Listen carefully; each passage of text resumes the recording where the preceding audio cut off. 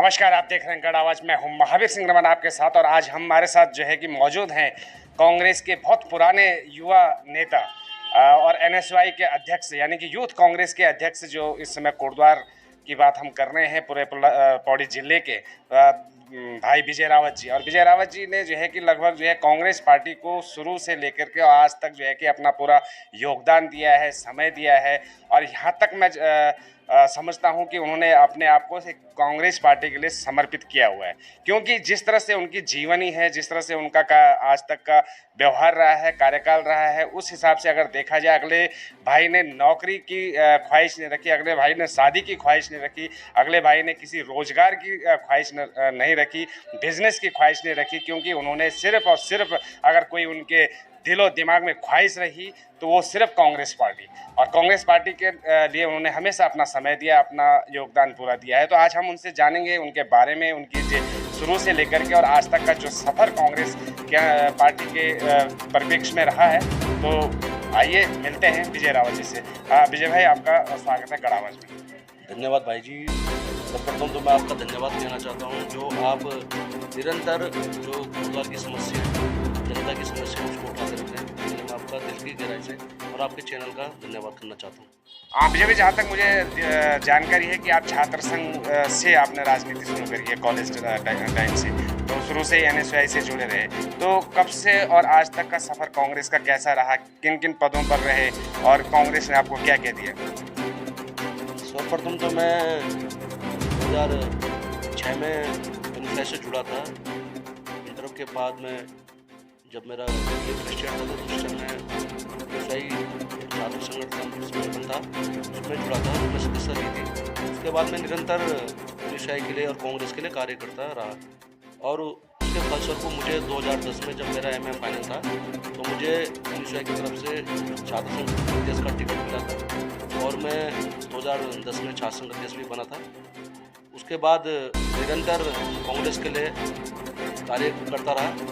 सर्वप्रथम तो मैं एक बात बताना भूल गया था कि जब मैं एनएसवाई में जुड़ा था तो यहाँ पर हमारे विकास पुरुष माननीय श्री सिंह नेगी जी थे, उनका नाम और जो उनका योगदान था इस कोटद्वार शहर के लिए, उससे प्रेरित होकर ही मैंने उनके चरण कमल का आशीर्वाद लेकर ही एनएसवाई से जुड़ा था, कांग्रेस से जुड़ा था, और उनकी राह पे हमने चलने का प्रयास किया था। तो छात्र संघ अध्यक्ष बनने के बाद मैं 2012 में एनएसवाई का चुनाव भी लड़ा था। उसके बाद मैं उसका जिलाध्यक्ष बना। फिर 2018 की बात है, फिर मैं यूथ कांग्रेस का विधानसभा अध्यक्ष का चुनाव लड़ा, फिर वो भी मैं चुनाव जीता। 2022 में मैं यूथ कांग्रेस का जिलाध्यक्ष का चुनाव लड़ा, वो चुनाव भी मैं जीता। और इस जीत के पीछे जो मेरे माँ बाप हैं, मेरे दोस्त हैं, मेरे मित्र हैं, कांग्रेस के वरिष्ठ लोग हैं, जिनके सहयोग से मैं चुनाव लड़ा, और मैं उनका भी धन्यवाद करना चाहता हूं, जो आज तक विगत कई सालों से मेरे साथ आज तक जुड़े हुए हैं और मुझे आगे बढ़ाने का प्रयास करते रहते हैं। तो उनका भी मैं दिल की गहराई से हमेशा धन्यवाद करता हूं, पर वो हमेशा उनका धन्यवाद ही करता रहूँगा, क्योंकि एक गरीब परिवार से आता हूँ और पापा का पान का एक छोटी सी दुकान है, क्योंकि कुछ ना होने के बावजूद ही मुझे बहुत कुछ मिला इस कांग्रेस में। जो मैं पदों में रहा, इतने अच्छे दोस्त, इतने अच्छे भाई लोग, इतने अच्छे जो हमारे माननीय नेगी जी हैं और हमारे जो कांग्रेस के वरिष्ठ लोग हैं, इन लोगों ने मुझे हमेशा विश्वास जिताया। जो निरंतर मैं 4 चुनाव लड़ा हूँ, जीतता रहा हूँ, और आज भी मैं कांग्रेस के लिए सेवा कर रहा हूँ, और निरंतर जब तक मेरी ये जीवन है मैं कांग्रेस के लिए ही समर्पित रहूँगा। हाँ जी, बिल्कुल सही कह रहे हैं। और हमने भी कई साल वर्षों से जो है कि विजय भाई को देखते आ रहे हैं कि लगातार जो है कि किसी भी मुद्दे पे लड़ना हो, भिड़ना हो, शासन प्रशासन सरकार से लगातार लगे रहते हैं। काले झंडे दिखाना, बैरिकेडेड जा करके आंदोलन करना, कई चीज़ें जो है कि करते, लेकिन कहीं ना कहीं एक टीस जरूर उनको भी होगी और उनके चाहने वालों को भी होगी, और कहीं हमें भी है कि इस बार के जो मेयर का चुनाव था, उस चुनाव में टिकट की दावेदारी विजय भाई ने की थी, लेकिन कहीं ना कहीं पार्टी ने उन पर विश्वास नहीं जताया, या हो सकता है क्या कारण रहा हो, लेकिन उनको टिकट मिलना बहुत ज़रूरी था। एक युवा नेतृत्व अगर आता तो बहुत कुछ जो है कि कोटद्वार में होने की संभावना थी। क्या इस नाराज़गी को आपने अभी तक अपने पास रखा हुआ है, लेकिन फिर भी उसके बाद भी आप कह रहे हैं कि कांग्रेस के लिए ही आप समर्पित हैं? टिकट नहीं मिला उसमें आप बहुत दुखी भी हुए, बहुत सारे लोग आपके चाहने वाले भी दुखी हुए। क्या लगता है आगे कभी भविष्य में कांग्रेस से उम्मीद है?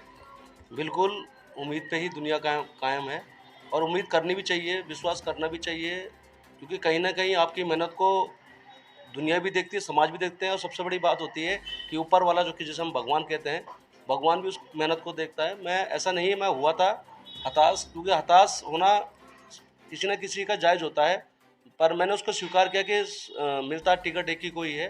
पर मैं अभी भी निरंतर उस कांग्रेस के लिए मैंने कहा ना, अगर चलो टिकट आगे मिलता है भी नहीं मिलता, पर मैं कांग्रेस के लिए समर्पित रहूँगा।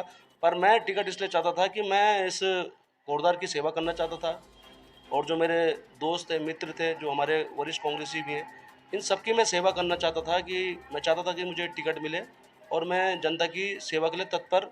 मैं टिकट नहीं मिला, फिर भी जब तक मैं इतने साल से, मेरे को 19 साल हो गया मेरे जीवन को, मैं 19 साल से भी अभी भी सेवा ही करता हूँ और आगे भी सेवा ही करता रहूँगा।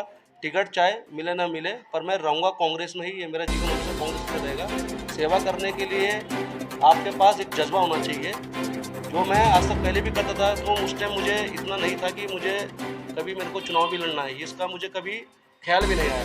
मैं केवल एक जनता की सेवा करता था, मित्रों, दोस्तों, दिन रात हो, किसी प्रकार का मुझसे सहयोग होता था तो मैं हमेशा सेवा करने को तैयार रहता था। पर जब थोड़ा एक जीवन में आगे की तरफ बढ़ा मैं, तो मेरा भी एक ख्वाब था कि मैं चुनाव लड़ूँ। और जैसे हमारे माननीय मंत्री जी थे, उनको एक विकास पुरुष कहा जाता है और वो विकास पुरुष हमेशा रहेंगे, क्योंकि उन्होंने, आपने देखा होगा, उन्होंने कोटद्वार में इतना विकास कर रखा है। नहीं तो आज जो भाजपा की सरकार है, उनके भी यहाँ पर मंत्री रहे, विधायक रहे, पर आज भी देखिए कोई भी विकास आपको यहाँ पर नहीं हुआ है। तो मैं तो चाहता हूँ कि उनको जो हमारे कुछ काम जो वो कहते हैं, उनका कुछ विजन है 2027 में, मैं तो जनता से अपील करना चाहता हूँ कि नेगी जी को पे विश्वास कीजिए, क्योंकि उन्होंने जो उनके विगत के कार्यकाल रहे होंगे, वो सारा विकास जो कोटद्वार भी आज जो विकास हुआ है, वो एक मात्र और मात्र माननीय नेगी जी के द्वारा हुआ है। तो मैं उससे आगे की अपील भी करना चाहता हूँ जनता से कि 2027 में भी अगर आप विकास चाहते हैं तो उनको एक बार पुनः मौका दीजिए। जो उनके रुके हुए, जो उनके एक विज़न है, जो उनकी सोच है, जो अभी छूटे हुए हैं, जो अभी तक भाजपा ने पूर्ण नहीं किए, तो मैं जनता से अपील करना चाहता हूँ कि उन पर विश्वास जरूर जताइएगा 2027 में और उनको भारी मोहब्बत से जिताइएगा। हाँ जी, बिल्कुल। 19 साल पार्टी की सेवा करते हुए हो गए, चुनाव में टिकट नहीं मिला, उसके बावजूद भी सुरेंद्र सिंह नेगी जी, जो कि यहाँ के विकास पुरुष हैं कोटद्वार के, और वाकई ये सत्य कहा है विजय भाई ने कि आज तक अगर कोटद्वार का अगर विकास किसी नेता ने किया है वो कांग्रेस पार्टी के सुरेंद्र सिंह नेगी है। और आगे उनके जो विजन है, उनके 4 विजन है, जो कहते हैं कि लालढंग चिलरखाल मोटर मार्ग, उनका एक विजन जो अधूरा रह गया उसे पूरा करना चाहते हैं। मेडिकल कॉलेज, उसको पूरा करना चाहते हैं। कॉर्बेट टाइगर सफारी का उनका एक सपना था, उसे वो पूरा करना चाहते हैं। तो इस तरह से अगर ये चीज़ें कोटद्वार की जनता चाहेगी कि अगर ये विकास हो, ये चीज़ें हों, तो सुरेंद्र सिंह नेगी जी को 27 में समर्थन जरूर जनता देगी। विजय भाई, 19 साल से आप कांग्रेस को देख रहे हैं, 10 साल से आप बीजेपी को भी देख रहे हैं। कैसा बीजेपी का कार्यकाल आपको लगता है कि कोटद्वार में पहले हरक सिंह रावत विधायक रहे, आज जो है कि ऋतु भूषण जी हैं, इन दोनों पंचवर्षीय योजनाओं सरकार की किस तरह से देख रहे हैं कि कोटद्वार में इन्होंने क्या होना चाहिए था, क्या क्या किया? महावीर भाई जी, आपने बहुत अच्छा सवाल पूछा। अभी 23 तारीख को 24 तारीख को इनका कार्यकाल भाजपा का जो 3 साल पूर्ण हुए, पूरे उत्तराखंड में आपने देखा होगा इन्होंने जश्न के रूप में इस कार्यकाल को मनाया। जबकि मैं कहता हूँ ये 3 साल का कार्यकाल नहीं था, ये विगत 8 साल का कार्यकाल था और निराशाजनक और घृणित करने वाला। घृणित ऐसा कहूँगा कि जो सबसे बड़ा विषय था, जो सबसे बड़ा मुद्दा था उत्तराखंड में, जिसे कहते हैं महिलाओं पे उत्पीड़न और अत्याचार और बलात्कार और उसके बाद मर्डर, तो सबसे बड़ा जो मुद्दा था अंकिता भंडारी, जो पूरे उत्तराखंड में आज भी एक विषय, एक चर्चा, और ये उत्तराखंड में नहीं, ये पूरी भारतवर्ष में एक बहुत बड़ा मुद्दा बना हुआ है। जिस लड़की को अभी तक इंसाफ नहीं मिला, उसके घर वाले दर दर भटक रहे हैं और इन्होंने वो 3 वर्ष, जो मैं 3 वर्ष नहीं कहता, 8 वर्ष कहता हूँ, उनके ही आप देख रहे होंगे भाजपा के नेताओं के बच्चे उसमें सम्मिलित हैं। मैं थोड़ा कुछ उत्तराखंड की तरफ, अगर आप हरिद्वार चले जाओगे, आप लाल कुआं चले जाओगे, रुद्रपुर चले जाओगे, आप अल्मोड़ा, बागेश्वर, हर जिले में कहीं ना कहीं महिलाओं पे उत्पीड़न हुआ है, बलात्कार हुए हैं, अत्याचार हुए हैं। उनमें कहीं ना कहीं सब भाजपा के कोई मंडल अध्यक्ष है, कोई पदाधिकारी हैं, ये सब उसमें सम्मिलित हैं और ये उसको जश्न का मना रही है। भर्ती हमारे उत्तराखंड में जब से भाजपा की सरकार है, सारे भर्तियां हुई और सारी भर्तियां जो हुई सब भर्ती लीक हुए, पेपर लीक हुए दबा के, और उनमें भी उनके भाजपा के पूर्व में जिला पंचायत के सदस्य थे, उनमें कहीं ना कहीं उनका नाम था, उसमें वो जेल भी काट के गए। कहीं ना कहीं आप देख रहे होंगे फिर भी ये जश्न मना रहे। तो कहीं ना कहीं आपने देखा होगा कि युवा बेरोजगार है, महिलाओं पे उत्पीड़न हो रहा है, कानून व्यवस्था पूरी कहीं ना कहीं बिगड़ रखी है। तो ये सब तो ये जश्न का रूप मना रहे। तो इन्होंने 8 वर्षों में किया क्या? आज तक इन्होंने 8 वर्षों में कुछ नहीं किया। इन्होंने केवल जनता को गुमराह करने का काम किया, क्योंकि ये बोलने में अच्छे हैं। उसका एक सबसे बड़ा उदाहरण था मोदी जी जब चुनाव था तो मोदी जी ने वादा किया था लोगों से कि 15 लाख रुपए सबके खाते में आएंगे और 2 करोड़ को रोजगार मिलेगा, और वो कहीं ना कहीं विफल रहा। क्योंकि ये मैं कह रहा हूँ ये केवल बोलने में अच्छे हैं, धरातल में कहीं पे भी अच्छे नहीं है। और अभी कुछ दिन पहले ही मैं कोटद्वार की तरफ भी आता हूँ। कोटद्वार में यहाँ पर क्षेत्रीय विधायक जो विधानसभा अध्यक्ष भी है, जो कहीं ना कहीं मुख्यमंत्री के बराबर पावर रखती हैं, और कहीं ना कहीं इन्होंने जनता को गुमराह करने का काम किया। आपने इनके मैनिफेस्टो में देखा होगा जिला बनाने का, इन्होंने सबसे पहला जिला बनाने का, पर आज तक ये जिला नहीं बन पाया। अभी कुछ दिन पहले मैंने इनके फेसबुक में, सोशल मीडिया में देखा 800 करोड़ का काम हुआ है। मेरे को दिखा दीजिए ना आप 800 करोड़ का काम धरातल में कहाँ पर हुआ है। ये केवल लोगों को गुमराह कर रहे हैं। उसका सबसे बड़ा एग्जाम्पल है, मैंने कहा मुख्यमंत्री के बराबर पावर होती है विधानसभा अध्यक्ष की, और पौड़ी ही गढ़वाल के हैं स्वास्थ्य मंत्री हैं इस टाइम धन सिंह रावत जी। आप अस्पताल में जाइए, उस अस्पताल की लड़ाई हम निरंतर लड़ रहे हैं। ऐसा नहीं है हम कांग्रेस ने निरंतर इसकी लड़ाई को लड़ा है। अंकिता भंडारी हो, चाहे कोटद्वार के जो भी जन समस्याएं रहा हो, चाहे स्वास्थ्य से लेकर हो, चाहे मालन का पुल हो, चाहे कणाश्रम का मुद्दा हो, चाहे आपका मेडिकल कॉलेज का मुद्दा हो, चाहे सफारी का मुद्दा हो, हमने उस मुद्दे को हमेशा लड़ा है। पर आज भी देखिए आप अस्पताल में, हम कुछ दिनों पहले यूथ कांग्रेस का एक प्रतिनिधिमंडल मिलने जाता है, बड़े शर्म की बात है। उस हॉस्पिटल को बनाने के लिए जब हमारे पूर्व स्वास्थ्य मंत्री सुरेंद्र सिंह नेगी जी कांग्रेस के कार्यकाल में स्वास्थ्य मंत्री जी थे, तो उन्होंने उसको एक सपने के रूप में संजोया था। तो उस हॉस्पिटल को 300 बेड का हॉस्पिटल बनाया था, जिसको बेस अस्पताल का नाम दिया गया। उन्हीं का ख्वाब था और उन्होंने वो अपने कार्यकाल में बनाया। तो उनके कार्यकाल में 58 में से 42 डॉक्टर मौजूद थे। पर जब 8 साल भाजपा की सरकार आई तो उन 58 डॉक्टरों में से मात्र 17 डॉक्टर रह गए हैं।